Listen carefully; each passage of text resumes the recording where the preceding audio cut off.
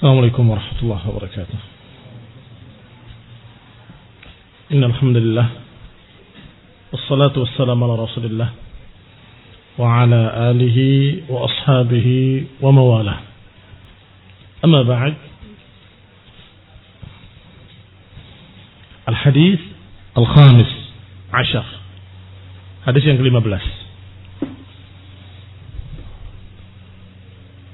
Qala al-Maqdisi rahimahullah عن أبي قتادة الحارث ابن ربعي الأنصاري رضي الله تعالى عنه أن النبي صلى الله عليه وعلى آله وسلم قال لا يمسكن أحدكم ذكره بيمينه وهو يبول ولا يتمسح من الخلاء بيمينه ولا يتنفس في الإناء. Dari Abi Qatadah Al-Harith ibn Rib'i Al-Ansari radhiyallahu ta'ala anhu anna an-nabiy sallallahu alaihi wa ala alihi wa sallam qala la yumsikanna, jangan sekali-kali salah seorang kalian memegang zakarahu, kemaluannya, biyaminih, dengan tangan kanannya, wa huwa yabul, dalam keadaan dia buang air kecil, wala yamsah wala yatanassah minal khala'i biyaminih, dan jangan pula membasuh, beristinja dengan tangan kanannya, wala yatanaffas fil ina, dan jangan bernapas di bejana. Bejana, tempat air minum, gelas. Artinya kalau engkau minum, jangan bernapas di gelas. Minum, ketika bernapas jauhkan gelas itu, baru minum kembali. Berarti hadis ini memiliki tiga perkara. Yang pertama, dilarang memegang kemaluan dengan tangan kanan ketika buang air. Yang kedua, jangan beristinja dengan tangan kanan. Yang ketiga, jangan bernapas di bejana. Dan termasuk bernapas di bejana adalah meniup. Meniup dengan harapan supaya dingin, cepat-cepat dingin. Maka itu juga sama. Karena itu adalah yatanafas. Al-ma'na al-ijmali. Qala rahimahullah, yashtamil hadzal hadis syarif ala thalath jumal. Hadis yang mulia ini mencakup thalath jumal, 3 kalimat. Min an-nasaih al-ghaliyah wal fawaid ats-tsaminah. 3 kalimat dari nasihat-nasihat yang berharga dan faedah-faedah yang berharga, allati tuhadzibul insan, yang mendidik seseorang, wa tujannibuhu al-akhdar, yang menjauhkan seseorang dari kotoran-kotoran, wal adrar, madarat, wal amrad, penyakit. Artinya hadis ini mengandung 3 kalimat, yang 3 kalimat ini mendidik seseorang agar bersih, agar jauh dari kotoran, agar jauh dari madarat, jauh dari penyakit, mengajarkan kesehatan, kebersihan, keselamatan. Masya Allah. Apa saja 3 kalimat itu? Fal-ula was-thaniyah. Adapun yang pertama dan kedua, an la yamassa dzakarahu hala baulihi, agar jangan memegang kemaluannya ketika buang air kecil dengan tangan kanan. Wala yuzilun najasah minal qubuli, dan jangan pula membersihkan najis dari duburnya. Qubul atau dubur tidak boleh biyamini, dengan tangan kanannya. Li'anna al-yad al-yumna u'iddat lil asya'i at-tayyibah, karena tangan yang kanan dipersiapkan untuk sesuatu yang baik-baik.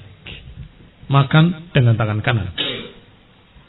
Minum dengan tangan kanan. Berjabat tangan dengan tangan kanan. Semuanya thayyibah.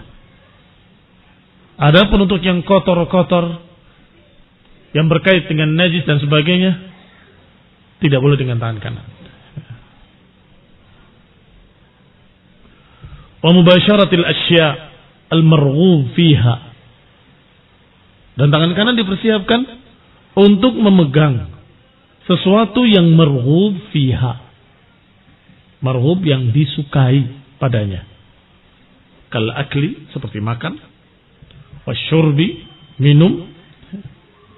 Fa idza basharatin najasat wa talawwasat thumma basharatut ta'am wasyarab, kalau tangan kanan langsung bersentuhan dengan najis, terkotori dengan najis, kemudian makan dengan tangan kanan, minum dengan tangan kanan, musafahah, berjabat tangan dengan tangan kanan, wa ghair dzalik, karahathu, akan mengotorinya dan tidak akan disukai.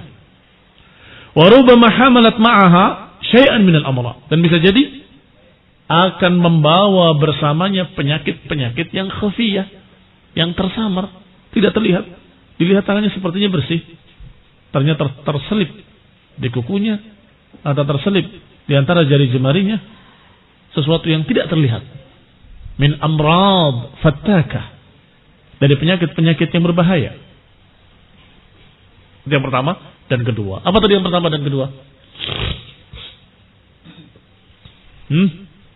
Tidak menyentuh kemaluan dengan tangan kanan dan tidak beristinja dengan tangan kanan. Ats-tsalisah, yang ketiga, an-nahyu 'anit tanaffus fil ina. Larangan bernafas di bejana. Alladhi yashrab minhu, yang dia minum daripadanya. Lima fi dzalika minal adrar, karena padanya ada penyakit juga. Al-katsirah, yang banyak. Allati minha takrihuhu lisyarib ba'dahu, yang diantaranya adalah ketidaksukaan orang yang meminum setelahnya. Karena surul muslim tahur, liurnya seorang muslim itu tahur, bersih. Maka biasa sejak para sahabat, para ulama dan yang berikutnya, mereka minum dari satu bejana, kirimkan ke yang sebelahnya, diminum oleh yang kedua, diberikan pada yang ketiga, diminum oleh yang ketiga, diminum oleh yang keempat, terus begitu. Maka kalau engkau minum sambil yang kedua, jijik, nggak mau minum. Ini dikatakan karihahu lisyarib ba'dahu, menyebabkan orang yang meminum setelah dia nggak suka.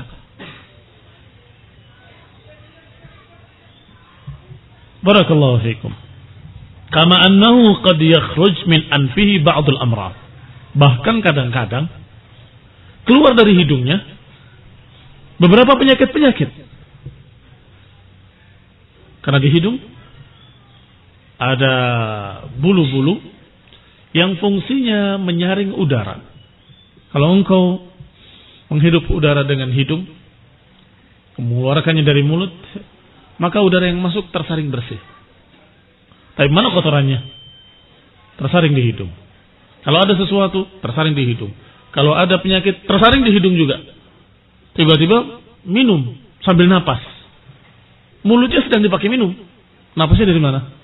Dari hidung. Yang tadi tersaring keluar lagi, masuk ke air tersebut. Fahada yufsid wa yumrid, merusak dan membuat penyakit. Qala kama qad yakhruj min anfihi ba'd al-amrad, bisa jadi keluar dari hidungnya ba'du al-amrad, beberapa penyakit-penyakit. Allati talawwasa, yang mengotori hidungnya, fatantaqil ma'ahu al-adwa, maka akhirnya berpindah penyakit tadi ke minuman tersebut.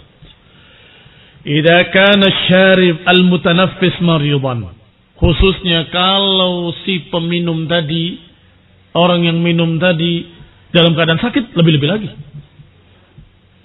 Wa qad yahsul min at-tanaffus hala syurbi dararun 'ala syarib.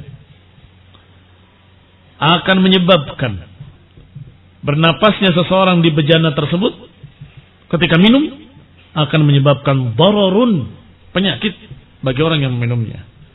Hinama yadkhulu an-nafs al-ma'a wa yakhruj minhu, ketika masuk napas ke dalam air kemudian keluar daripadanya sesuatu, maka akan mengotorinya.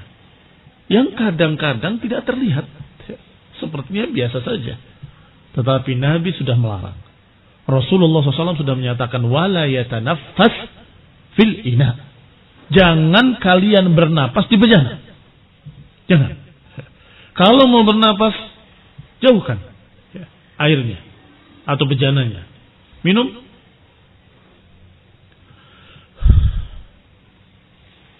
Minum lagi, jauhkan. Bahkan walaupun dia minum untuk diri sendiri, sama saja.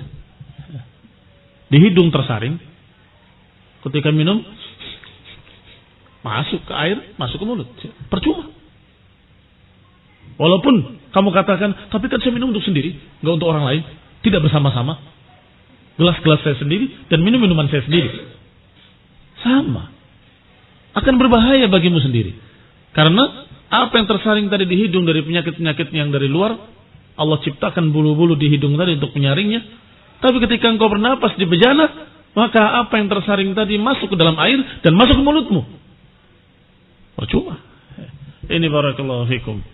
Agama ini sangat sempurna, mengajarkan sesuatu yang menyehatkan, mengajarkan sesuatu yang menyelamatkan, mengajarkan sesuatu yang mulia. Wa syari' la ya'mur illa bima fihi al-khair was-salah. Dan pembuat syariat Allah Subhanahu wa taala tidak memerintahkan kecuali dengan sesuatu yang fihi al-khair. Tidak mengajarkan, tidak menyuruh, tidak memerintahkan kecuali kepada sesuatu yang memiliki kebaikan dan salah. Wala yanha illa amma fihi darar, dan tidak melarang kecuali terhadap sesuatu yang membuat madarat, membuat fasad, yang merusak, menyakiti, mengotori, membuat penyakit. Itu yang dilarang. Yang disuruh mesti yang baik-baik. Yang dilarang mesti yang jelek-jelek. Subhanallah. Maha suci Allah Subhanahu wa taala. Betapa sempurnanya agama Allah Subhanahu wa taala, betapa sempurnanya ajaran yang diajarkan oleh Rasulullah, utusan Allah Subhanahu wa taala. Ikhtilaful ulama. Ada perselisihan para ulama. Ikhtilaful ulama hal an-nahyu lit-tahrimi aw lil-karahah. Terjadi perselisihan para ulama. Larangan-larangan ini tidak boleh memegang kemaluan dengan tangan kanan, nggak boleh beristinja dengan tangan kanan, dan nggak boleh bernapas di bejana. Apakah larangan-larangan ini untuk menunjukkan haram atau hanya makruh saja?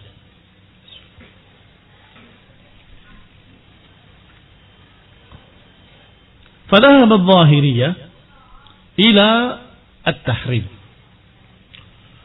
Adapun kaum dhahiriyah, pengikut Daud Al-Zahiri, menyatakan bahwa hukumnya haram. Ini larangan menunjukkan haram. Tentunya sesuai dengan nama julukannya Zahiriyah. Akhdan bi zahiril hadis. Mereka mengambil zahir hadisnya. Zahir hadisnya, teksnya menyatakan jangan pakai tangan kanan, jangan bernapas. Maka hukum asal dari larangan adalah haram. Maka Zahiriyah dijuluki Zahiriyah karena selalu, seringkali, pokoknya apa zahirnya? Istilah kita tekstual. Tekstual. Apa kata teksnya? Padahal tidak mesti. Tidak mesti, kadang-kadang harus pada teksnya. Memang hukum asalnya demikian. Hukum asalnya semua nas Quran dan Sunnah dipahami secara zahir. Tetapi kadang ada dalil yang menunjukkan bahwa makna kalimat tadi keluar dari zahirnya kepada makna-makna lain. Kadang-kadang ada qarinah yang menunjukkan bahwa makna kalimat tadi tidak kembali pada zahirnya, tapi kembali pada sesuatu yang dibalik itu. Maka Ahlus Sunnah, walaupun mereka menganggap hukum asalnya memahami nas itu secara zahir, tapi mereka tidak mengingkari adanya dalil-dalil yang kadang mengeluarkan dari makna zahir kepada makna lain. Sudah pernah kita singgung seperti ucapan Allah Subhanahu wa taala, aula mastumun nisa, atau kalian menyentuh para wanita. Seorang yang menyentuh para wanita disuruh mandi. Ternyata ada tafsir, ada riwayat yang sahih dari Abdullah bin Abbas yang didoakan oleh Rasulullah SAW, Allahumma faqihu fid din wa'alimhu ta'wil. Ya Allah, faqihkan dia dalam agama dan ajari dia tafsir. Dan doa Rasulullah SAW makbul. Ibnu Abbas menjadi seorang mufassir yang ahli di bidang tafsir, berkata bahwa maksud dari kalimat aula mastum atau kalian menyentuh para wanita, maknanya kalian menjimai para istri-istri kalian. Berarti yang suruh mandi bukan hanya kesenggol perempuan mandi, tetapi maknanya adalah jima'. Keluar dari zahir. Naam, keluar dari zahirnya. Atau ada qarinah dalam lafadznya, seperti ucapan Rasulullah SAW, sallu qabla al-maghrib, sallu qabla al-maghrib, sallu qabla al-maghrib, liman sya'a. Perintah, salatlah sebelum maghrib. Perintah menunjukkan wajib. Tapi ada qarinah yang menunjukkan kalau itu tidak wajib. Mana qarinahnya? Kalimat terakhirnya, bagi siapa yang suka. Salatlah sebelum maghrib, salatlah sebelum maghrib, salatlah sebelum maghrib. Walaupun diulang 3 kali perintahnya, tegas sekali. Sallu qabla maghrib, salatlah sebelum maghrib, bagi siapa yang suka. Atau qarinah dalam hadis lain dari perbuatan Rasulullah SAW. Rasulullah SAW menyuruh sesuatu, Rasulullah SAW tidak mengerjakannya, atau Rasulullah SAW melarang sesuatu, Rasulullah SAW mengerjakannya. Kadang-kadang bermakna khusus bagi Nabi, kadang-kadang maknanya bahwa itu tidak harus. Ditinggalkan pun tidak apa-apa. Barakallahu fikum. Kembali kepada ikhtilaful ulama. Bagaimana dengan hadis ini? Hadis ini secara zahirnya melarang. Jangan sekali-kali, bahkan pakai nunut taukid. Nun yang bermakna penekanan. La yumsikanna, jangan sekali-kali salah seorang kalian memegang kemaluannya dengan tangan kanannya.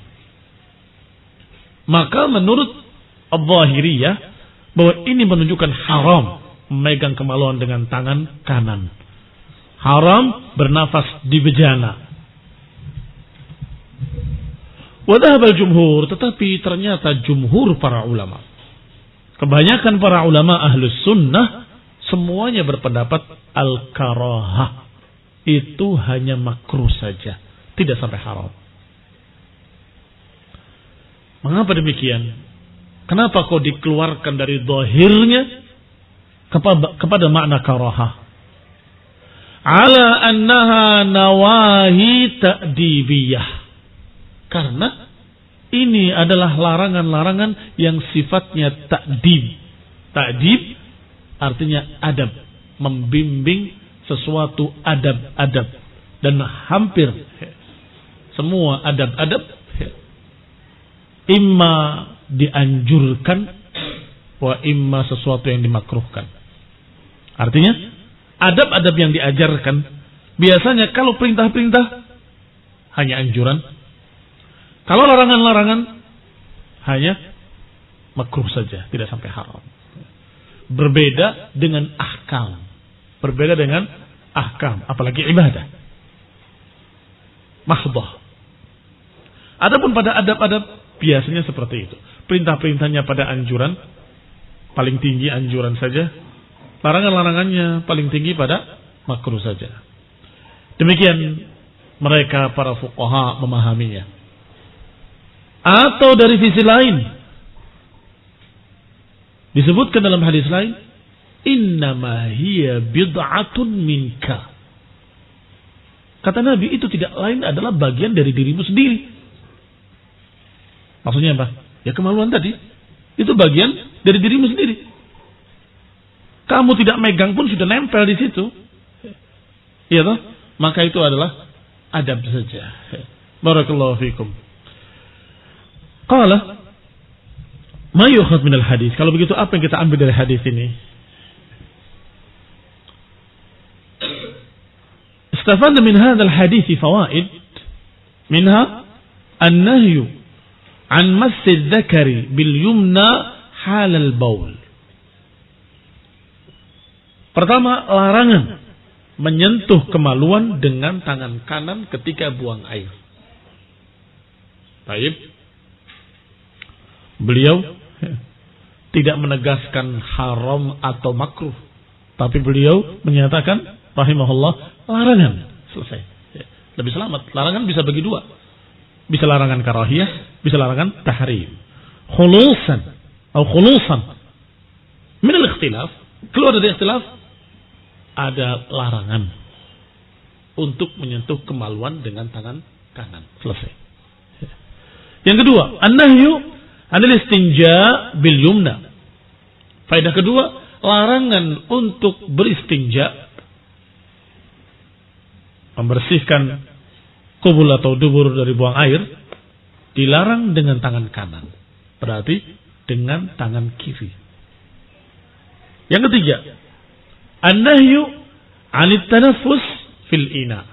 Larangan untuk bernapas di bejana.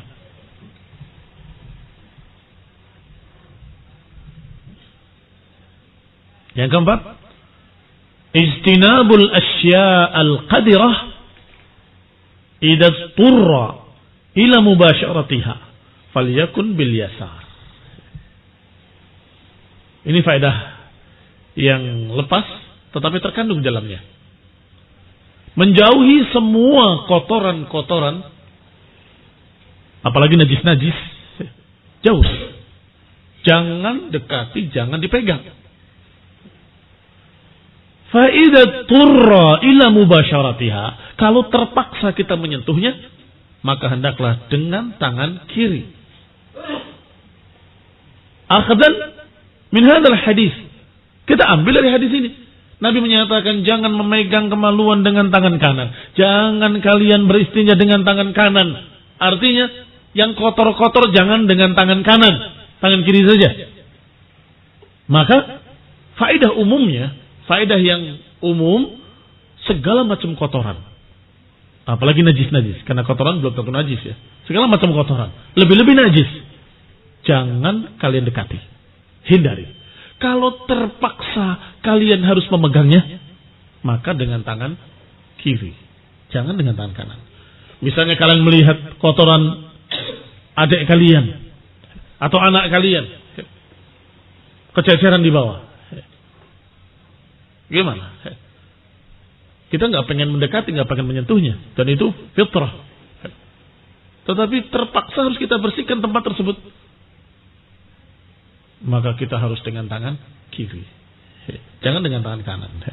Ambil sesuatu, mandil, tisu atau sejenisnya, ambil dengan tangan kiri. Jangan dengan tangan kanan. Ini barakallahu fikum. Mengambil ibrah, pelajaran dari hadis ini. Kalau sampai terpaksa harus kita bersihkan kubur dan dubur, ya harus dengan tangan kiri. Jangan dengan tangan kanan. Yang kelima, bayanu syarafil yamin. Kita mengetahui kemuliaan tangan kanan. Dari hadis ini kita mengetahui kemuliaan tangan kanan. Wa fadluha 'alal yasar. Dan keutamaan tangan kanan di atas tangan kiri. Baik. Ini penting, bahwa tangan kanan lebih mulia dari tangan kiri. Oleh karena itu, Allah Subhanahu wa taala laisa kamitslihi syai'. Allah Subhanahu wa taala tidak serupa dengan makhluknya, tidak sama dengan makhluknya. Walaupun Allah Subhanahu wa taala menyebutkan dalam Al-Qur'an tentang tangannya, "Ma mana'aka an tasjuda lima khalaqtu biyadayya?" Apa yang menghalangimu wahai iblis untuk sujud kepada Adam yang aku ciptakan dengan kedua tanganku, kata Allah. Dua tangan Allah tidak sama dengan makhluk. Maka Rasulullah SAW menyatakan kilta yadayhi yamin, bahwa Allah Subhanahu wa taala kedua tangannya kanan. Para ulama menyatakan ada riwayat kanan kiri, ada riwayat keduanya kanan. Maka riwayat tersebut difahami dengan ini. Kedua tangan Allah mulia. Tidak seperti manusia, tangan kanan lebih mulia dari tangan kiri. Kedua tangan Allah maha mulia dan tidak sama dengan tangan makhluk. Adapun tangan makhluk, tangan kanan lebih mulia dari tangan kirinya. Baik, tangan Allah Subhanahu wa taala lebih sempurna. Semuanya mulia. Tidak seperti pada makhluk. Yang jelas tidak seperti tangan siapapun. Laisa kamitslihi syai'un wa huwa as-sami'ul basir. Yang keenam, al-i'tina bin nadhafati 'ammah. Faedah yang keenam, perhatian kita terhadap kebersihan secara umum. Karena perintah-perintah Nabi alaihi salatu wassalam, perintah-perintah agama, perintah-perintah syariat yang mulia ini semuanya menganjurkan kebersihan. Disuruh untuk beristinja, disuruh untuk bertaharah, disuruh untuk membersihkan, disuruh untuk berhati-hati dari kotoran dan najis, disuruh untuk bersih tempatnya, bersih pakaiannya, disuruh untuk memakai harum-haruman, disuruh dengan sekian sunnah-sunnah, sekian syariat yang semuanya mengajarkan kebersihan. Maka diambil secara umum i'tina bin nadhafah. Hendaklah seorang muslim mukmin sunni ahlu sunnah hendaklah memperhatikan kebersihan. Hendaklah memperhatikan kebersihan. Adapun mereka na'udzubillah yang mengajarkan kekotoran, mereka bukan ahlu sunnah. Apa ada aliran yang mengajarkan kekotoran? Ada. Yang mereka menganggap semakin dia kotor, semakin dia dalam keadaan bau, busuk, debu, dikatakan lebih afdal. Beberapa aliran-aliran sufi demikian. Bahkan mereka makan dari tempat-tempat sampah. Mereka kotor, bau, dan seterusnya. Ini khunina azakumullah dikatakan wali min awliyaillah. Kalau wali min awliyaillah, pasti dia menjaga kebersihan dirinya, menjaga kebersihan pakaiannya, menjaga kebersihan tempatnya, menjaga kebersihan rumahnya, menjaga kebersihan dirinya seluruhnya. Kalau dia memang betul-betul wali min awliyaillah, karena waliullah Allah sebutkan inna awliya Allah. Siapa mereka? Alladzina amanu wa kanu yattaqun. Awliya Allah la khaufun alaihim wa lahum yahzanun. Alladzina amanu wa kanu yattaqun. Wali-wali Allah enggak ada rasa takut bagi mereka, enggak ada rasa sedih nanti yaumul qiyamah. Yaitu orang yang beriman dan bertakwa. Beriman dan bertakwa. Iman sudah kita pahami. Apa itu takwa? Menghindari perkara-perkara yang jelek, yang haram, yang tidak diperintahkan. Berarti dia beriman kepada Allah dan beribadah, menjaga dirinya dari najis, dari kotoran, dari sesuatu yang jelek. La siyamal ma'kulati wal masyrubat. Khususnya masalah makanan juga, masalah kebersihan minuman juga. Maka Nabi menyatakan la yatanaffas fil ina. Jangan bernapas di bejana.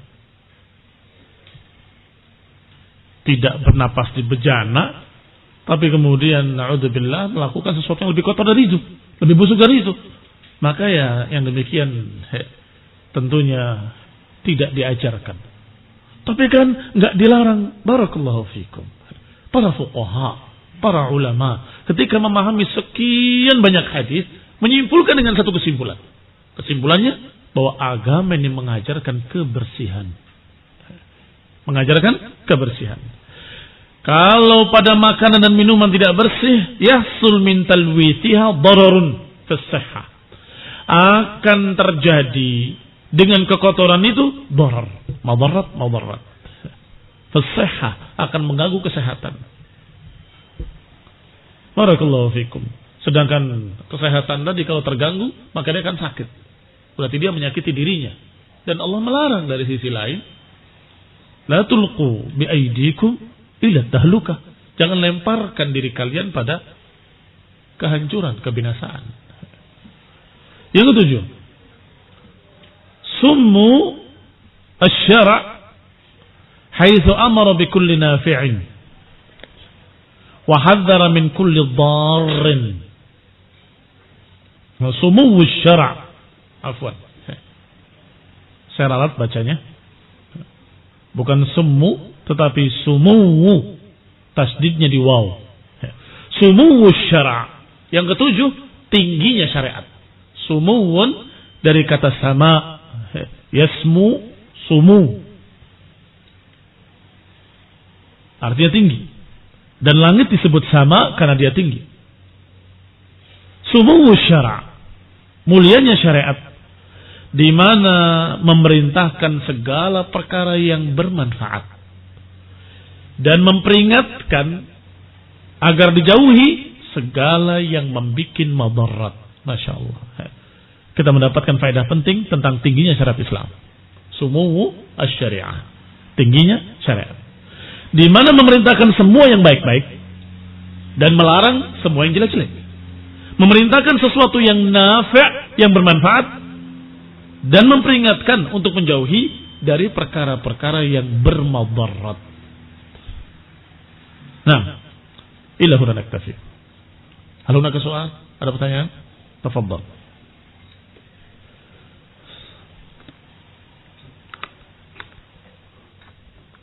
Nah.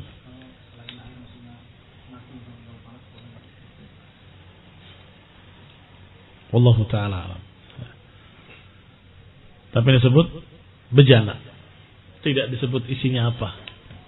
Apakah isinya nasi ataupun isinya air. Tetapi kalimatnya jangan yatanafas fil ina. Jangan niup bejana. Atau jangan bernafas di bejana. Jadi wallahu ta'ala alam, tidak berkait dengan isinya. Walaupun bejana biasanya untuk air. Tapi kadang-kadang isinya bukan air. Nah, sehingga lebih baik kamu hindari. Wallahu ta'ala a'lam. Kalau panas, diakal. Pakai kipas. Tahu akal nggak? Orang Sunda paling senang. Nasi itu diakal, diaduk, dibalik-balik sambil dikipas. Tapi pulen nasinya. Nah, tafadhal soal akhir.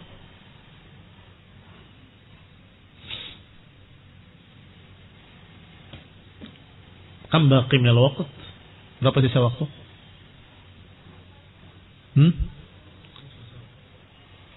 Susah. Tidak boleh megang kemaluan dengan tangan kanan, di tangan kiri pegangnya. Barakallahu fikum. Pokoknya untuk yang jelek-jelek tangan kiri.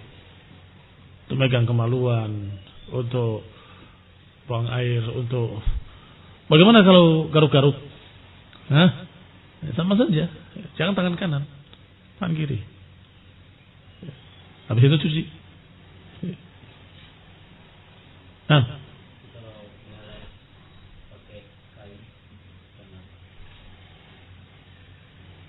Apa itu? Garuk-garuk.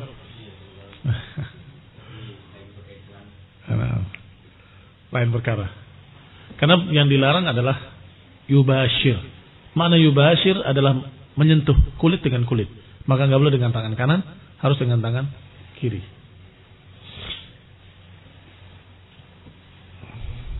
Nah,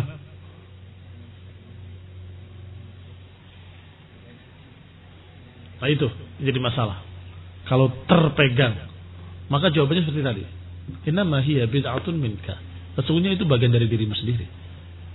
Enggak masalah, enggak sampai pada dosa. Kamu enggak megang juga memang sudah nempel di situ. Dengan badan nyentuh terus berarti.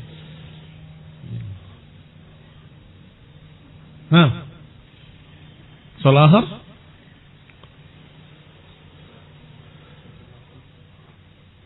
al-makruh inda al-fuqaha ma yusabu tarikuhu wa la yudammu fa'iluhu. Dia mendapatkan pahala kalau menjauhi, tetapi kalaupun dia mengerjakannya tidak dosa. Nah, dan itu dibahas dalam usul fiqh itu. Dapat berapa ulangannya kemarin? Kenapa nggak ikut ulangan? Nah,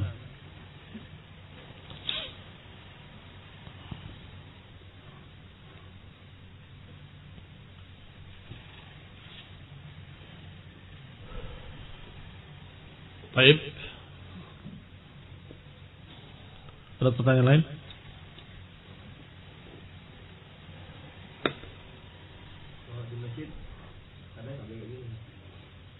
Dari mulai berangkat sampai pulang dari masjid.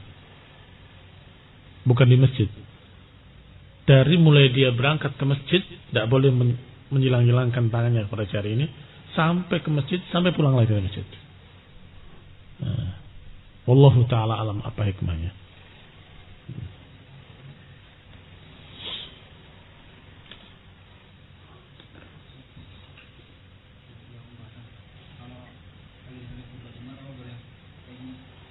Makruh. Nah, itu yang disebut dengan apa, habwah ya. Kalau nggak salah ada lafaz habwah. Mengangkat kedua kakinya, ima diikat dengan tangan, ima diikat dengan kain itu nggak boleh. Ketika berjumat, sama seperti ini, karena itu adalah masalah adab, kembali kepada karaahiyah, makruh.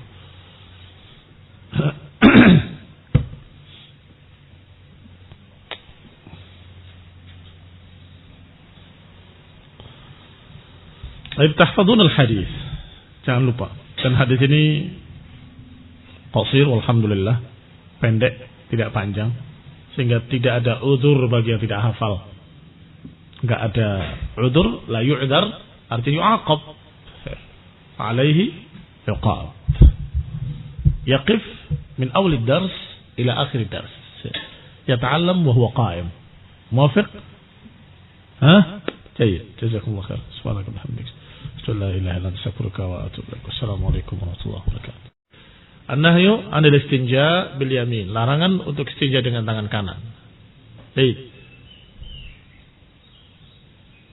Ma mana ibtisamuk? Naam. Baik. Hadha huwa al-maqsud. Ini yang tersisa. Tetapi masih bahasa Indonesia. Tarjim bil Arabiyah. Apa? Perintah atau perhatian syariat terhadap yang atau terhadap kebersihan. I'tina'us syara' bin nadhafah. Kita dapatkan faedah dari hadis ini bahwa syariat ini mengajarkan kebersihan. Artinya bukan hanya istinja saja, bukan hanya tanaffas saja, bukan hanya itu saja, tapi umum. Bahwa kebersihan itu diperhatikan oleh syariat. Ini faedah ammah, faedah yang sifatnya umum. I'tina'us syara', perhatian syariat, likullin nadhafah, atau untuk segala perkara nadhafah ammah secara umum. Kalau ini diperhatikan, kalau masalah istinja diperhatikan, masalah minum diperhatikan, masalah nafas di bejana diperhatikan, masalah tangan kanan diperhatikan, berarti syariat ini memperhatikan apa? Kebersihan. Barakallahu fikum. Maka kalau tulab asy-syariah, para santri-santri yang mempelajari syariat terus enggak bersih, berarti dia belum ngerti syariat. Kamarnya bersih enggak kalian? Kelasnya bersih enggak kalian? Masjidnya bersih enggak? Kalau dia mengerti syariat pasti tahu bahwa syariat mengajarkan kebersihan, dan mesti dia akan jaga kebersihan pada segala sesuatu. Jangan di pojok-pojok kasur ada sampah, kulit pisang, apalagi bungkus permen segala macam bersarang di sana. Mada yubsid wa mada yakun sayakun amrad, akan muncul berbagai macam penyakit-penyakit. Barakallahu fikum. افتح الكتاب. الحديث السادس عشر. بسم الله والحمد لله والصلاة والسلام على رسول الله وعلى آله وأصحابه ومواله. أما بعد. الحديث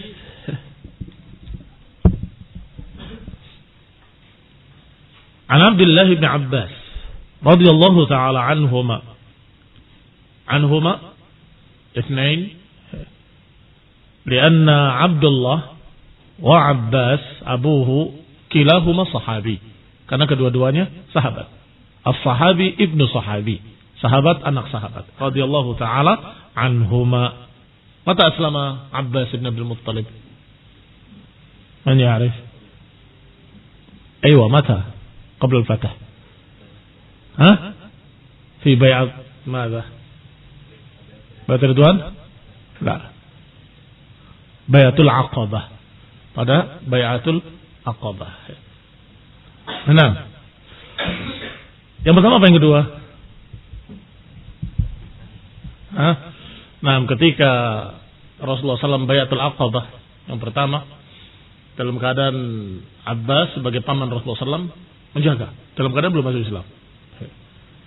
Awas, kalian sudah bersumpah, ini adalah ponaanku, kalian harus jaga, harus dan sebagainya, sampai kemudian aslama. Sampai setelah itu beliau masuk Islam. Wallahu ta'ala a'lam. Baik. Abdullah bin Abbas radhiyallahu ta'ala anhuma qala marra an-nabiy sallallahu alaihi wa ala alihi wasallam biqabraini faqala. Nabi SAW melewati dua kuburan. Kemudian berkata, innahuma la yu'adzaban wa ma yu'adzabani fi kabir. Amma ahaduhuma fakana la yastatiru min al-bawl wa amma al-akhar fakana yamshi bin namimah. Kata Nabi kepada dua kuburan tadi, innahuma la yu'adzaban. Kedua kuburan ini sedang diazab. Wa ma yu'adzabani fi kabir. Tidaklah keduanya diazab karena perkara yang besar. Amma ahaduhuma, adapun salah satunya, fakana la yastatiru minal baul. Adapun yang satu, karena tidak bersih, tidak menjaga dirinya ketika buang air. Artinya tidak menjaga dirinya ketika buang air, tidak menjaga dirinya dari najis. Apa maknanya itu? Jibrat, sembarangan nyeprak sana kemari najisnya. Ini yang pertama. Yang kedua, ammal akhar fakana yamshi bin namimah. Yang kedua, karena berjalan dengan namimah. Namimah mengadu domba, membawa berita ke sana berbeda, membawa berita ke sini berbeda untuk mengadu domba. Ini namimah. Dalam riwayat disebutkan bala innahu kabir. Islam menyatakan wa ma yu'adzabani fi kabir, kemudian bala innahu kabir. Artinya mereka tidak diadab karena sesuatu yang besar atau sesuatu sesungguhnya yang dianggap remeh oleh mereka, tetapi hakikinya itu adalah besar. Berarti di sini tidaklah besar itu menurut anggapan mereka, padahal dia besar dari sisi lain karena membawa azab di kuburnya. Itu kalimat tambahan bala innahu kabir dalam beberapa lafaz-lafaz hadis. Fa akhadha jaridatan ratbatan fashaqqaha nisfain. Maka Nabi pun mengambil jaridatan ratbah, satu daun korma yang masih basah, fashaqqaha nisfain, kemudian dibelah menjadi dua. Fa gharaza fi kulli qabrin wahidah. Kemudian ditancapkan masing-masing satu. Kan sudah dibelah dua. Yang sebelah ditancapkan ke kuburan yang satu, yang sebelah ke kuburan yang lain. Faqalu, mereka bertanya, ya Rasulullah, lima fa'alta hadha? Ya Rasulullah, kenapa engkau melakukan seperti itu? Qala, beliau menjawab, la'allahu yukhaffafu anhuma malam yaibasa. Mudah-mudahan Allah Subhanahu wa taala meringankan azabnya sebatas waktu daun ini sampai kering. Sebelum dia kering.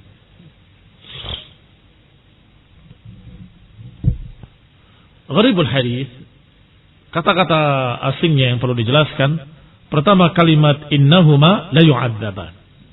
Keduanya sedang diazab. Al-murad yu'adzab min man fihima. Tentunya yang dimaksud adalah diazab orang yang ada di dalamnya. Mungkin kalian berpikir innahuma la yu'adzaban, sesungguhnya keduanya, huma dhamirul itsnain, kemana kembalinya? Ila aina ya'ud? Apa yang sudah disebut? Kan biasanya kembali kepada apa yang sudah disebut. Apa yang sudah disebut? Marran Nabi SAW biqabraini. Nabi melewati 2 kuburan. Kemudian berkata, sesungguhnya keduanya sedang diazab. Yang diazab kuburannya atau orangnya? Walaupun dhamir itu kembalinya kepada kuburan, 2 kuburan ini sedang diazab. Tetapi yang dimaksud adalah al-maqbur. Yang dimaksud adalah al-maqbur. Dan itu bisa dalam bahasa Arab. Menyebutkan tempatnya, yang dimaksud adalah yang ada di dalamnya. Dan itu warid dalam ucapan-ucapan orang Arab. Dan warid pula dalam syair-syair mereka. Syair-syair mereka bahkan sampai memegang rumahnya dan berkata dengan engkau kepada rumahnya. Padahal dimaksud orang di dalamnya. Paham ini maksud? Dan ini seperti kisah Qais wal Laila. Romeo and Juliet ala Arab, itu Qais dan Laila. Qais ini datang ke rumah Laila dalam keadaan sudah ditinggalkan. Dan biasa orang-orang Arab berpindah-pindah tempat, nomaden. Hanya tinggal sisa-sisanya, puing-puingnya, tembok-temboknya. Kemudian dia mulai mengatakan, wahai rumah, aku rindu denganmu dan sebagainya. Apa rumahnya yang dimaksud? Atau Lailanya? Nah, al-maskun fi. Yang dimaksud adalah yang tinggal di dalamnya. Dan itu ma'ruf. Tapi kembali kepada kita. Qala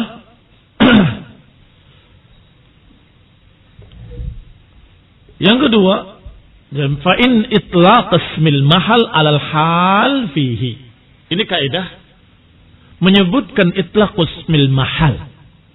Menyebutkan nama tempat, tetapi yang dimaksud adalah al-hal fihi.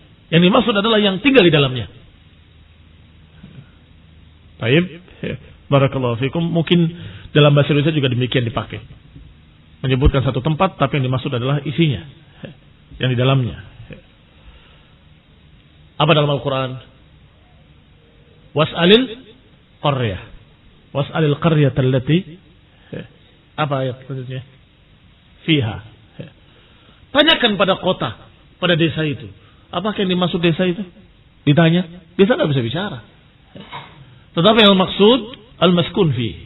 Was'alil qaryah. Tanyakan kepada qaryah. Tanyakan pada desa itu. Tentunya maknanya tanyakan kepada penduduk desa itu. Mafhum? Wa hadha waridun fil Arabiyyah wa waridun aidan fil lughah al-Indonesiyah walhamdulillah. Atsani la yastatir min al-baul. Yang kedua makna la yastatir bi ta'aini, dengan 2 ta. Ay la yaj'al sitratan taqihi min baulih. Maknanya dia tidak menjadikan sitrah, penjaga, penghalang dari kencingnya. Waruwiya, dan diriwayatkan pula dengan lafaz la yastabri. La yastabri artinya tidak menjaga dirinya dari baulnya. Berarti maknanya tidak menjaga dirinya dari kencingnya, tidak menjaga dirinya dari najisnya. Kotor, jibrat, kesana kemari najisnya, kena badannya, ila akhir. Yang ketiga, kalimat yamshi bin namimah. Wa ammal akhar, adapun yang kedua karena berjalan dengan namimah. Maknanya namimah ada yanqul al-kalam al-ghair biqasdil idrar. Maknanya menukil ucapan orang lain dengan maksud membuat madarat. Dan ini barakallahu fikum walaupun ternyata benar. Ini si fulan berbicara tentang Allan. Kamu dengar? Ini Allan ini begini-begini. Boleh sampaikan. Allan, tahu nggak tadi si fulan bilang apa kemarin? Bilang kamu begini, kamu begitu. Ini namam. Barakallahu fikum, hati-hati. Jangan sampai kita masuk ke dalam golongan orang yang diadab di kuburnya hanya karena berjalan membawa namimah. Kalau kamu ingin menasihati orang itu, nasihati. Kamu jangan bicara seperti itu. Dia juga sahabat kita. Dia juga temanmu. Dia baik pada kamu. Jangan seperti itu. Enggak perlu kemudian dinukil kepada orang yang sedang dibicarakan untuk membuat dia marah. Fahadhihi an-namimah. Bahkan ada hadis yang lebih keras lagi menyatakan la yadkhulul jannata namam. Enggak akan masuk surga namam. Kata para ulama, bahkan sebuah negara bisa hancur karena namam. Sebuah negara bisa hancur, bisa perang karena namam. Namam ini bahasa kerennya provokator. Memberitakan berita ini supaya marah rakyat kepada pemerintah. Memberitakan berita ini supaya pemerintah marah pada desa itu. Kemudian panas lagi mereka memberitakan lagi berita supaya mereka marah pada pemerintahnya. Akhirnya terjadi perang. Assalamualaikum. Ma yaf'alun namam akbar mimma yaf'aluhu as-sahir. Alhamdulillah. Sampai dikatakan apa yang dilakukan oleh namam dari kerusakan-kerusakan itu bisa lebih besar dari apa yang dilakukan oleh tukang sihir dengan sihir mereka. Apa perbuatan tukang sihir? Yufarriquna bihi bainal mar'i wa zawjih. Memisahkan antara suami dengan istrinya. Menjadi berantem dan sebagainya gara-gara sihir. Tapi bagaimana namam? Bukan hanya memisahkan suami istri. Bisa memisahkan suami istri. Bisa memisahkan dua sahabat. Bisa memisahkan dua suku. Sampai terjadi peperangan antar suku. Dan bisa memecah sebuah negara. Sehingga perang saudara terjadi di sana. Karena namam. Sehingga al-fasad yang disebabkan namam bisa lebih besar dari apa yang dirusak oleh seorang tukang sihir. Yang keempat, kalimat fa'akhadha jaridatan, mengambil sebuah jaridah. Jaridah adalah asifun nakhl, daun korma, alladhi laisa fi sa'af, yang sudah jatuh ke bawah, yang sudah kering nanti ya, apa yang sudah tunduk, bukan yang masih tegak berdiri itu akan disebut dengan nama lain dalam bahasa Arab, yang masih belum terbuka. Dan jaridah maknanya daun, asal muasalnya. Tetapi kalau engkau buka kamus modern, artinya koran. Jaridah itu. Sehingga jangan heran kalau ternyata jaridah bisa bermakna koran. Jaridatul yaum, artinya koran hari ini. Nah, tetapi asal muasalnya jaridah adalah lembaran-lembaran. Daun-daun pohon korma dan sejenisnya. Yang kelima, fagharaza bizai. Makna gharaza dengan zai diriwayatkan oleh Muslim dalam Sahih Muslim dengan sin, gharasa. Kata Abu Mas'ud, wa mawdi'ul gharsi kana bi iza'ir ra's, ditancapkan atau dikubur di dalam tanah atau ditancapkan. Kata Abu Mas'ud itu di iza'ir ra's, di arah kepala. Demikian sabata bi isnadin sahih, diriwayatkan dengan sanad yang sahih. Demikian lafaz-lafaz dari hadis ini. Adapun maknanya secara ringkas, qala Syekh Abdullah Al-Bassam, marra an-nabiy sallallahu alaihi wasallam wa ma'ahu ba'd ashabihi biqabrain. Nabi melewati bersama sahabat-sahabatnya, melewati biqabrain, melewati 2 kuburan. Fakashafa Allah subhanahu wa ta'ala anhuma. Sedangkan Allah membukakan, menunjukkan kepada Nabi keadaan 2 orang itu. Fara'a man fihima yu'adzaban. Maka Nabi diperlihatkan sehingga beliau melihat padanya bahwa 2 orang itu sedang diazab. Fa akhbara ashabahu bidzalik. Maka Nabi menghabarkan hal tersebut kepada para sahabatnya. Innahuma la yu'adzabani. Sesungguhnya 2 orang ini sedang diazab. Untuk apa Nabi menghabarkan keduanya sedang diazab? Tahdziran li ummati, sebagai peringatan bagi umatnya. Catatan pentingnya adalah bahwa orang tersebut tidak disebut namanya. Dalam semua riwayat hanya disebutkan qabrain. Innahuma, sesungguhnya keduanya sedang diazab. Adapun salah satunya, enggak bilang adapun si fulan karena begini, adapun si alan karena begini.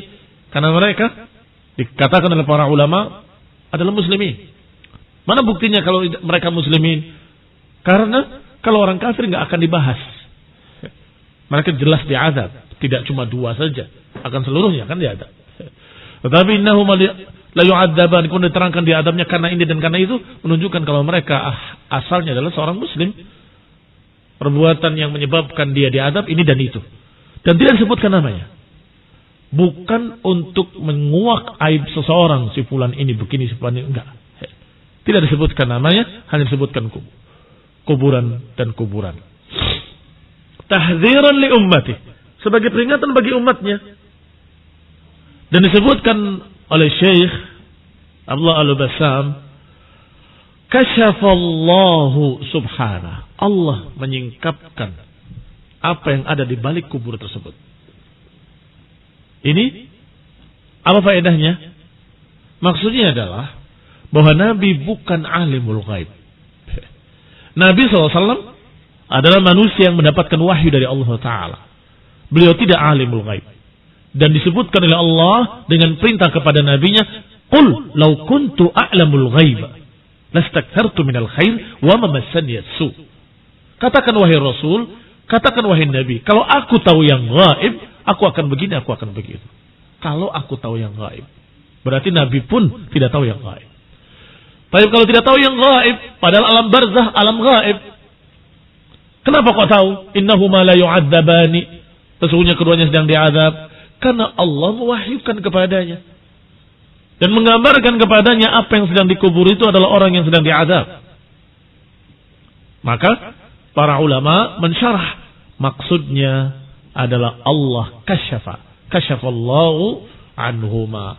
Allah menunjukkan kepada Nabi, maka Nabi pun tahu. Fa akhbara bidzalika tahdziran li ummatihi wa takhwifa. Nabi menghabarkan sebagai peringatan buat mereka, sebagai takhwif untuk menakut-nakuti agar mereka takut terhadap azab. Fa inna sahibai hadzal qabraini yu'adzab kullun minhuma bi dhanbin yasirin tarkuhu wal ibti'ad anhu. Karena keduanya yang dikubur tadi yu'adzab, diazab masing-masing dari keduanya bi dhanbin yasirin tarkuhu. Saya ulangi, bidzanbin yasirin tarkuhu, meninggalkan dosa yang ringan untuk ditinggalkan. Jadi bukan dosanya ringan, tetapi mudah ditinggalkan. Iya kan? Kalau kamu tidak berbuat namimah, mudah. Atau engkau berhati-hati ketika buang air, mudah. Ibti'ad anhu, untuk menjauh daripadanya, mudah. Adapun sudah nyata kalau menyebabkan azab kubur, berarti dia besar. Paham ya? Dari satu sisi besar karena dia terancam dengan azab kubur. Tapi dari sisi lain mudah. Apa mudahnya? Mudah ditinggalkan. Padahal yang mereka kerjakan adalah sesuatu yang mudah ditinggalkan. Itu maksudnya. Apa yang mereka kerjakan sesungguhnya perkara yang mudah ditinggalkan. Innahuma la yu'adzaban wa ma yu'adzabani fi kabir. Tidaklah mereka diadab karena sesuatu yang sulit, yang besar, berat, enggak. Karena sesuatu yang mudah untuk ditinggalkan, ringan, kecil untuk ditinggalkan. Tentunya liman waffaqahu Allahu lidzalik. Tentunya bagi orang yang mendapatkan taufik. Fa ahadul mu'adzabaini la yahtariz min baulihi inda qada'i hajatihi. Adapun salah satu dari yang dua yang diadab karena dia tidak berhati-hati ketika buang air, ketika buang hajat. Wa la yatahaffaz minhu, dan tidak menjaga dirinya dari najis. Fatusibuhu najasah fatalawwasa badanuhu wa thiyabuh. Akhirnya terkotori badannya dengan najis, terkotori pula siapnya, pakaiannya. Yang pertama, ya bisa dibayangkan apa akibatnya? Salatnya tertolak karena pakaiannya najis, ibadahnya tertolak karena najis. Wal akhar, adapun yang kedua, syaitanun yas'a bainan nas bin namimah. Yang kedua syaitan, karena berupaya mengadu domba di antara manusia dengan namimah. Allati tusabbibul adawata wal baghdha, yang menyebabkan permusuhan-permusuhan, yang menyebabkan kebencian-kebencian di antara manusia. Wala siyamal aqarib wal asdiqa, khususnya antar kerabat, antar saudara, antar teman. Nah, itu pekerjaan syaitan. Sehingga Syekh menyatakan yang kedua syaitan yas'a bainan nas. Ya'ti ila hadza fayanqul ilaihi kalamu dzak, wa ya'ti ila dzak fayanqulu ilaihi kalam hadza. Yaitu dia datang ke yang ini, memindahkan ucapan yang itu. Datang ke yang itu, menyampaikan ucapan yang ini. Fayulad bainahumal qati'ah, maka lahirlah antara keduanya perpecahan. Wal khusam, pertikaian. Wal Islam innama jaa bil mahabbah wal ulfah. Adapun Islam datang membawa kecintaan, datang membawa ulfah, kedamaian di antara manusia. Wa qat'al munaza'at wal mukhasamat. Islam datang untuk memutus segala macam pertikaian, menghentikan segala macam permusuhan, pertikaian di antara manusia. Demikian ikhwan a'azakumullah. Maka bedakan antara tahdzir dengan namimah. Peringatan dari bahaya kesesatan. Aliran seperti ini sesat, menyimpang. Aliran ini bahaya. Aliran seperti itu ini akan membawa kepada kesesatan, kekufuran dan sebagainya. Ini belum dikatakan namimah. Tetapi kalau sudah bakar mereka, mulai. Mereka itu layak untuk diusir dari pun ini mulai beranjak kepada provokasi. Maka hati-hati. Urusan-urusan menghukumi mereka itu bukan urusan rakyat jelata. Itu urusan penguasa. Kalau memanas-manasi mereka untuk memusuhi yang ini, manas-manasi yang ini untuk memusuhi yang sana, maka terjadilah pertikaian dan permusuhan karena diadu domba. Kembali kepada kitab. Qala, dikatakan oleh Syekh, walakin al-karim ar-rahim adrakathu alaihi masyaqqah. Setelah disebutkan yang satu karena tidak bersih dalam buang air, yang kedua karena mengadu domba, setelah itu Nabi bersabda atau berbuat sesuatu yang menyebutkan bahwa beliau memiliki rahmat dan kasih sayang. Walakin al-karim ar-rahim, tetapi Nabi yang karim, yang penuh kasih sayang, adrakathu alaihi masyafaqah, beliau kasihan dengan keduanya. Warra'fah, ini terenyuh kasihan pada keduanya. Fa'akhadha jaridata nakhlin ratbah, maka beliau mengambil daun korma yang masih basah, fasyaqqaha nisfain, dibelah menjadi dua, Wa gharaza atau gharasa ala kulli qabrin wahidah.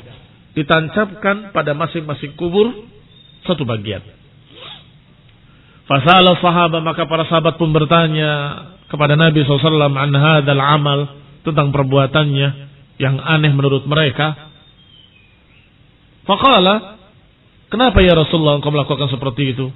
Qala la'alla Allah yukhaffif anhuma. Mudah-mudahan Allah Subhanahu wa taala meringankan dari keduanya azabnya. Malam taibas hatanil jaridatan.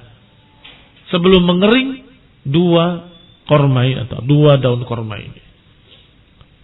Paling tidak mengurangi sedikit, menunjukkan rasa rahmatnya, rasa kasih sayangnya untuk diringankan selama itu. Selama daunnya masih basah. Ini maknanya secara ringkas, secara global. Tapi di sana ada fiqh yang perlu dibahas. Dan fiqhnya inilah yang kemudian terjadi perselisihan sedikit di antara para ulama. Ikhtalafa al-ulama fi mawdi' al-jaridah 'ala al-qabr. Berselisih para ulama tentang diletakkannya daun tadi di kuburan. Apakah menjadi sunnah tentu taba'? Apakah menjadi sunnah yang diikuti? Artinya kita mengikuti contoh Nabi menancapkan daun korma. Kalau sini daun apa yang bisa ditancapkan? Daun kelapa misalnya, atau daun berbagai macam pohon-pohon yang sejenis. Apakah bisa seperti itu? Atau malah meletakkan bunga-bunga di atasnya, atau yang lainnya? Fadhahaba ba'dhum ila istihbab wad'il jarida 'ala al-qabr. Sebagian para ulama menyatakan ya bisa dianggap sunnah untuk meletakkan jaridah, daun korma di kuburan. Tidak bisa dengan yang lain. Li'annahum ja'alu hadzal fi'l min an-nabi tashri'an 'amman. Kelompok ulama yang pertama ini menganggap bahwa itu syariat umum. Itu adalah dijadikan oleh Nabi sebagai tasyri'an 'amman.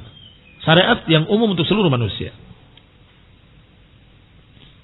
Wal illah 'inda haula'i mafhumah, dan illatnya menurut mereka mafhumah. Wa hiya anna al-jaridah tusabbih 'inda sahibil qabr, bahwa pelepah korma tadi bertasbih di sisi kuburan. Madamat ratbah, selama dia masih basah, masih terus berzikir, maka teringankan azabnya dengan zikir tersebut. Fala'allahu yanalahu min hadat tasbih ma yunawwiru alaihi qabra. Jadi semudah-mudahan akan didapat dengan tasbihnya dedaunan tadi, yunawwir, akan menyalakan atau menerangkan kuburannya. Ini qaulun, salah satu pendapat. Sebab kenapa dikatakan illatnya? Karena kaidahnya dalam fiqh, al-hukmu yaduru ma'a illatihi. Hukum itu berjalan bersama illatnya. Wujudan wa adaman. Kalau ada illatnya ada hukum, enggak ada illat enggak ada hukum. Sehingga harus ditanya, illatnya apa? Nabi berbuat seperti itu. Kalau illatnya tidak terpahami, maka itu tidak bisa jadi hukum. Dan kita akan katakan wallahu ta'ala a'lam. Baik. Tapi kalau illatnya diketahui, maka kita ngikut. Kenapa? Karena ada illatnya. Yaitu alasannya gini-gini. Maka pendapat yang pertama berkata, ada illatnya. Wa illatnya mafhumah. Bisa dipaham. Apa illatnya? Illatnya karena pohon tadi bertasbih. Kalau bertasbih akan mengurangi adabnya. Bahkan dari golongan pertama ada yang semakin jauh lagi, menyatakan kalau gitu yang ditanam yang gak akan layu-layu, gak akan kering-kering, basah terus, supaya bertasbih terus. Ditancapkanlah potongan pohon Kamboja sehingga tumbuh gak mati-mati, bertasbih terus, diringankan terus azabnya. Tetapi barakallahu fikum, sebagian para ulama yang lain membantahnya, bahwa ilatnya tidak dipaham. Siapa yang bilang bahwa ilatnya adalah bertasbih? Kalau ilatnya bertasbih, tidak usah pohon, batu juga bertasbih, pasirnya juga bertasbih. Karena disebutkan kullu man fis samawati wal ardi, semua yang di langit dan di bumi bertasbih. Sabbahalillahi ma fis samawati wa fil ardi. Maka itu alasan yang tidak tepat. Sebab kalau alasannya bertasbih, semua juga bertasbih, maka semua orang diringankan azabnya karena kuburannya, batunya, pasirnya semuanya bertasbih. Baik. Fadhahaba ba'dhum ila 'adami masyru'iyyatih. Maka sebagian ulama yang lain menyatakan tidak disyariatkan. Li'annahu syar'u ibadah. Alasannya karena itu adalah sebuah ibadah. Wa huwa yahtaju ila dalil. Kalau ibadah harus ada dalil. Loh, dalilnya ini, hadis ini. Taib, apakah dipahami oleh para sahabat sebagai dalil? Lihat azakumullah. Apakah dipahami oleh para sahabat bahwa itu dalil untuk syariat secara umum manusia atau khusus untuk Nabi SAW? Tinggal dijawab dengan riwayat-riwayat. Apakah para sahabat menancapkan daun-dedaunan tadi di kuburan-kuburan mereka atau kuburan saudaranya, kuburan bapaknya atau ibunya, kuburan siapa? Tidak dilakukan oleh siapapun. Menunjukkan bahwa para sahabat paling paham bahwa itu bukan syariat untuk umum, bukan syariat untuk manusia secara umum. Walaysa fi syara' ma yuthabbitu. Tidak ada dalam syariat apa yang menetapkan amalan seperti itu. Adapun perbuatan Nabi sallallahu alaihi wa ala alihi wasallam, kalau tidak ada dalil kalau itu merupakan syariat, maka tidak jadi syariat.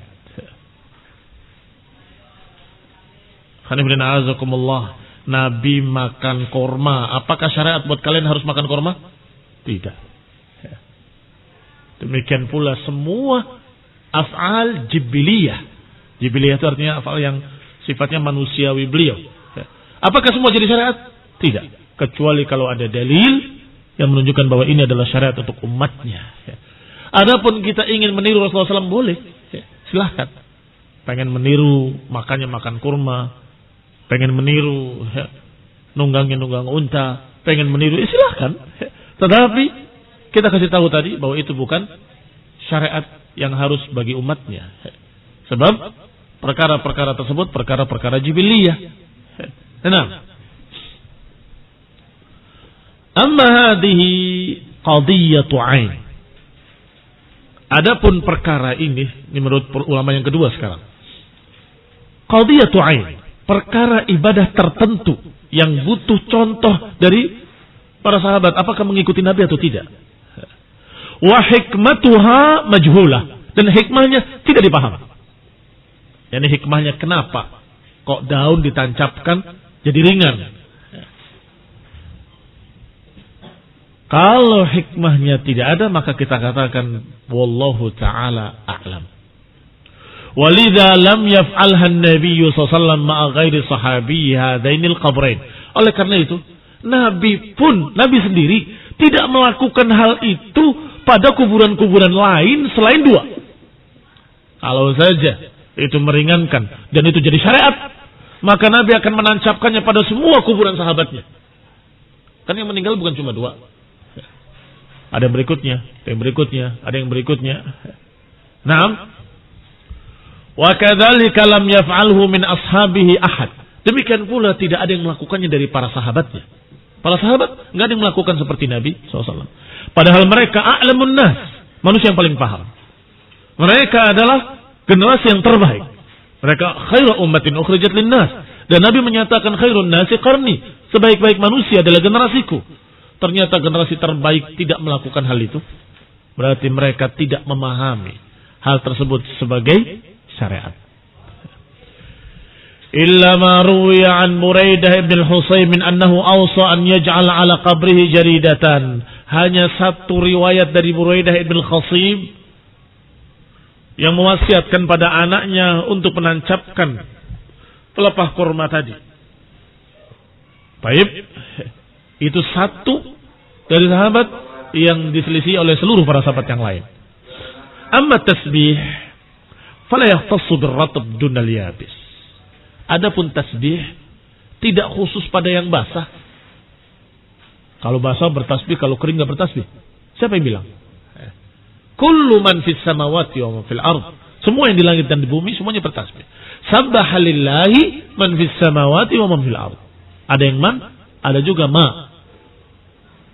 Aqil ghair aqil semuanya bertasbih. Sabbaha lillahi ma fis samawati wa ma fil ardi. Bertasbih kepada Allah semua yang di langit dan yang di bumi. Yang kering apa yang basah?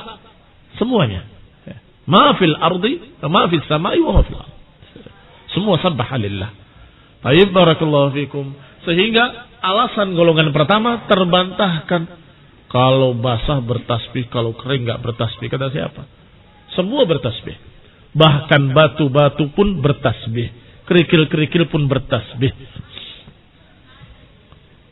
Wallahu ta'ala yaqul innam wa imman min syai'in illa yusabbihu bihamdih. Wa in min syai'in illa yusabbihu bihamdih. Tidaklah dari sesuatu kecuali bertasbih dengan memuji Allah SWT. Tidaklah dari sesuatu artinya segala sesuatu bertasbih kepada Allah. Thumma qalu, kemudian mereka berkata, "Law faradna anna al-hikmah ma'qulah," kalaupun kita anggap hikmahnya bisa dipaham. Wa hiya tasbihul jarid ar-ratb. Misalnya anggapan kalian benar kalau itu alasannya karena pelepah kurma tadi bertasbih, fanaqul, maka kita katakan pula, takhtassu bimithli hadhil hal allati hasalat lin nabi. Kamu harus mengkhususkan perbuatanmu pada keadaan seperti apa yang ditemui oleh Nabi. Artinya menemui kuburan yang diadab. Wah, ini kuburan sedang diadab, kasihan. Baru kamu tancapkan. Jangan semua kuburan kamu tancapkan. Harus ngikut Nabi, betul-betul ngikut sunnah. Sunnahnya ketika Nabi melihat ada kuburan yang diadab, ditancapkan. Jadi kalau kamu melihat ada seorang yang diadab di kuburnya, kamu tancapkan. Loh, dari mana tahunya diadab? Itu dia. Karena engkau tidak tahu si fulan diadab atau tidak diadab, maka tidak sunnah engkau menancapkan jaridah tadi. Dan Nabi pun tidak menancapkan pada kuburan-kuburan yang lain. Para sahabat-sahabat yang lain. Dan para sahabat Nabi ada alf wan naif. 1000 sekian. Banyaknya. Tapi yang ditancapkan pelepah cuma 2. Kenapa? Karena Nabi diberitahu oleh Allah dia sedang diazab. Nabi kasihan. Paling tidak selama pohon ini masih kering atau daun ini masih kering, masih segar maksud saya, dikeringankan azabnya.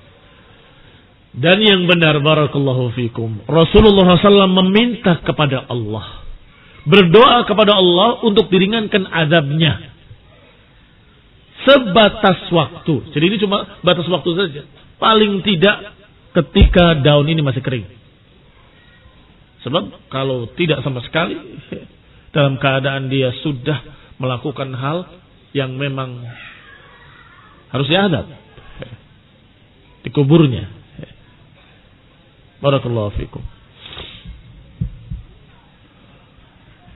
Maka kalaupun kalian benar bahwa alasannya adalah tasbihnya daun tadi, maka engkau hendaklah melakukannya ketika terjadi padamu seperti apa yang terjadi pada Nabi, yaitu melewati kuburan yang ternyata sedang diajak. Wahiyal kasyaf, yaitu disingkapkan kepadamu bahwa si kubur atau si orang yang dikubur tadi dalam keadaan diadab. Berkata Qadhi Iyad, qala 'allala gharzuhuma 'ala al-qabri bi amrin mughayyab. Bahwasanya ilatnya, alasannya kenapa Nabi menanamkan 2 pelepah korma tadi atau potongan pelepah korma tadi itu bi amrin mughayyab, dengan sesuatu yang kita tidak tahu. Kenapa? Dengan sesuatu yang kita tidak tahu. Berarti ilahnya majhulah. Yaitu ketika dikatakan innahuma la yu'adzaban. Nah, ini menancapkannya ketika Nabi tahu dia sedang diazab. Sedangkan kita gak akan pernah tahu. Iya kan? Karena kita dalam keadaan bukan Nabi, bukan Rasul. Bagaimana mungkin kita akan tahu hal-hal gaib? Dan kita tidak mendapatkan wahyu. Tidak mendapatkan dari Allah wangsit atau wahyu, engkau lihat yang dikubur itu begini dan begitu. Tidak. Fala yatimul qiyas, maka qiyasnya tidak sempurna. Kata siapa ini? Fudail Qadhi Iyad. Kata Qadhi Iyad. Fala yatimul qiyas lianna la na'lam husulal illah, karena kita tidak mengetahui alasannya. Tidak mengetahui alasannya dan tidak mengetahui ada apa di kubur itu. Apa yang terjadi di bawahnya? Tidak tahu. Baik, sehingga barakallahu fikum. Yang benar bahwasanya itu adalah perbuatan khusus Rasulullah SAW dengan sesuatu illah yang kita tidak tahu, dan Allah Subhanahu wa taala tidak mensyariatkannya dalam Al-Qur'an, dan Nabi pun tidak mengajarkannya untuk diikuti. Karena para sahabat sendiri tidak mengikuti. Bahkan tidak tahu. Kenapa kok Nabi melakukan seperti itu? Sehingga tanya. Ketika tanya, Nabi menyatakan, aku berharap diringankan azabnya selama daun ini belum kering. Jadi hanya menerangkan tentang waktunya, diringankan selama masih basah. Ma yukhad minal hadis, apa yang diambil dari hadis? Baik, intahal waqt. Kalian berupaya untuk menerjemahkan fawaidul hadis. Kita akan baca insyaallah pada pertemuan yang akan datang billahi taala. Subhanakallah bihamdik, asyhadu an la ilaha illa anta, astaghfiruka wa atubu ilaik. Wassalamualaikum warahmatullahi wabarakatuh.